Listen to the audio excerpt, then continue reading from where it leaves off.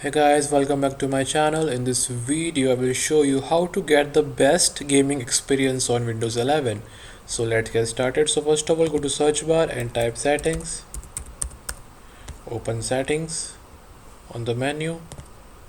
Now here you can see the all listed settings menu. You have to go to this option gaming, click on it. Now go to game bar. Now here you can see this option and allow your control to open game bar. Turn it on. Now you can see this option graphics in the related settings option. Click on graphics. Now just turn it on and go to back. Now you can access this all the game features. So always I will recommend you the best and the highest graphic, which is 1920188080. In gaming laptop you can access to 4K too, so check your highest possible resolution and select it.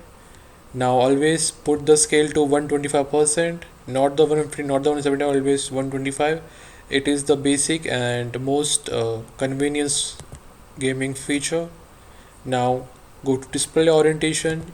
You can change according to your need. If you are playing on the tablet, you can set to portrait, or you are playing on the laptop or PC, just set to landscape. Now here you can see the advanced display option. Click on it.